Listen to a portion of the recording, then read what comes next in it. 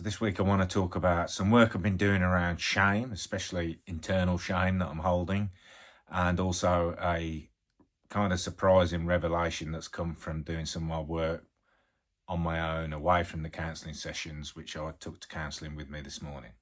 So something that's come out of the counselling sessions that I've been having is that the inner critic inside of me is so powerful, and it looks like, because of my experiences as a youngster, I have completely shut myself down. So one word that was coming up a lot from my therapist was disassociation and maybe avoidance. So a tendency to go into myself, be very isolated, shut down completely, and that kind of renders me unable to do lots of things that I would like to do.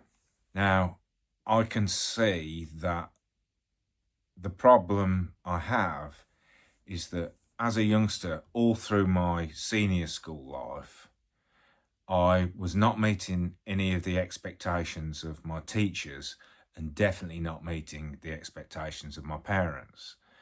And the weird thing about that for me is that I am quite intelligent. I am, like, when I do quizzes, I do really well. I've got really good general knowledge. There are some subjects that I know a lot of things about as I've got older. So like, I know a lot about economics. My geography is pretty good. But when I was at school doing those subjects, I really, really struggled. And I always said that it was because the teachers used to just talk at us for 40 minutes each lesson, or 80 minutes if it was a double. And to be honest, once they'd got past the second sentence, I couldn't hear a thing they were saying. So I was rendered lost in the lesson. So I would just end up doodling, mostly staring into space and daydreaming, because I literally could not take in the information. And I would find ways of zoning out, doodling, probably that sort of thing, to make it look like I was doing something. But I was out of the game, so to speak. I was not able to hear anything.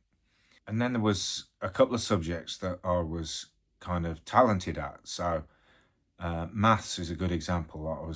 I'm gifted at maths. I can do maths really easily. Basic maths, as long as you don't start putting a story to it, like Bob has 5 apples and Fred has 10 oranges, and start making it into like a narrative story. If you just give me the numbers and some signs, then I'm like really good at maths. So I used to get really good maths results in exams and stuff like that, but it was always like a D for effort. So it'd be like a 1 or a 2 mark for my results and in tests and in stuff like that. But then for effort, it's always like C or D. And it was because the teachers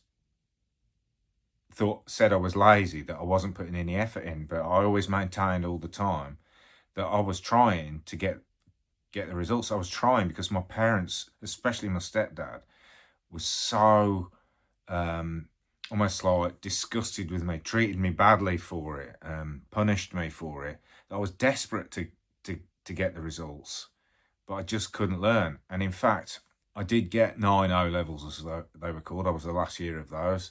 But nearly everything that I got in those exams was me learning from a textbook at the last minute.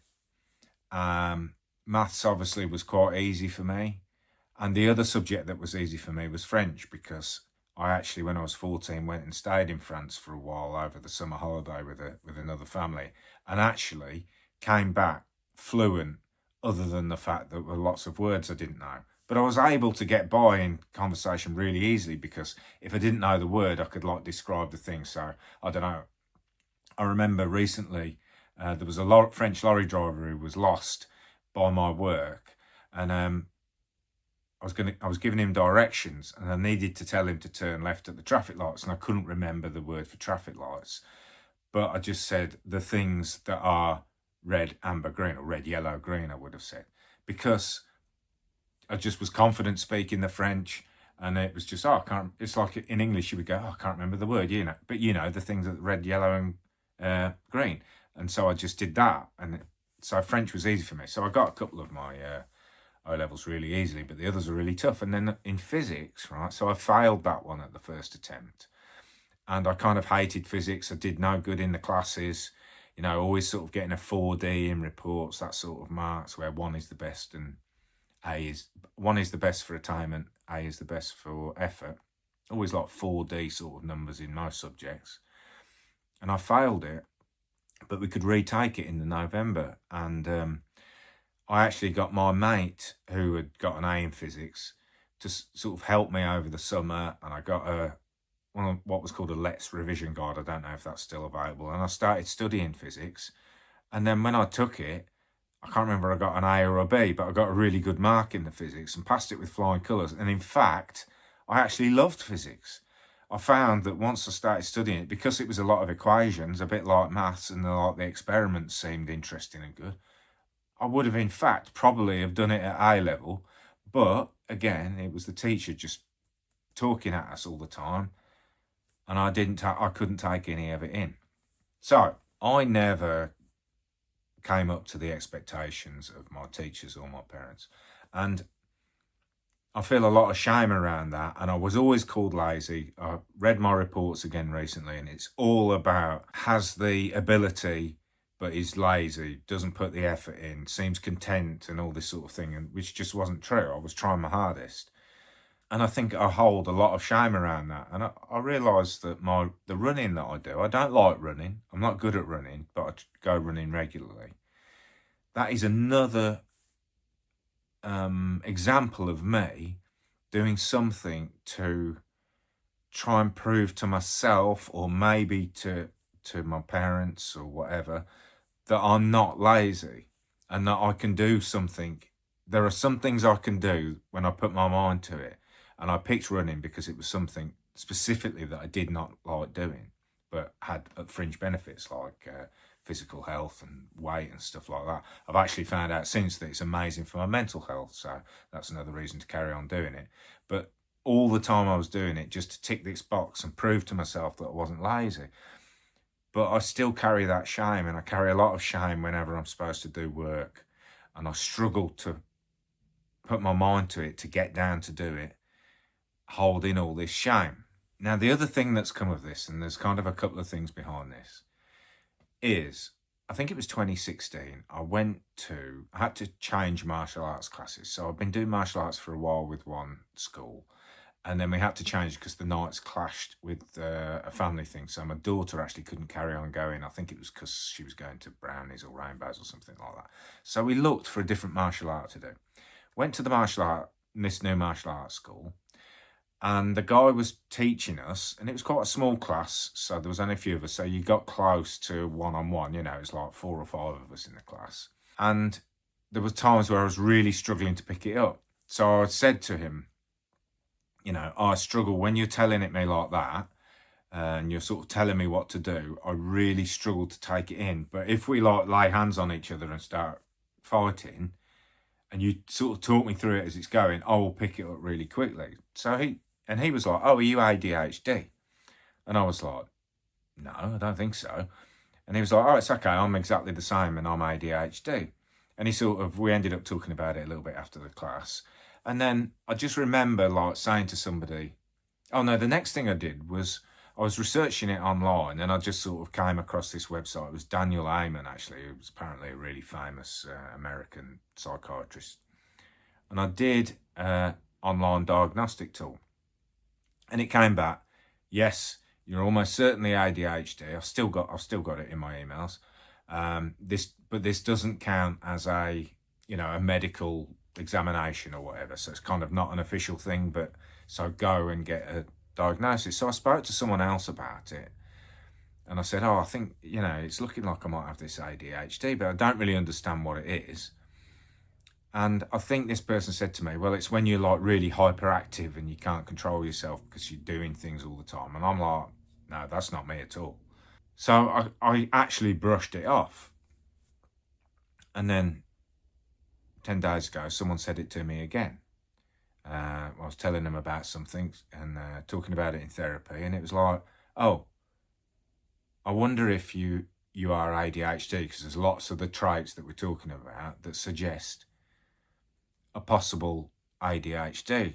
So I went online, I did another diagnostic tool, which was actually a British one this time, or an English one, and it came up with like, your score is 6, your score is 6, any score over 4 suggests a high chance that you are ADHD, but again, this doesn't count as a medical, diagnosis.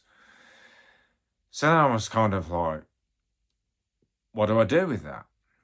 Now, the other thing that happened is, because I like Paul Whitehouse, the comedian, because I like him, and I particularly like Bob Mortimer, and they'd did that Gone Fishing program together.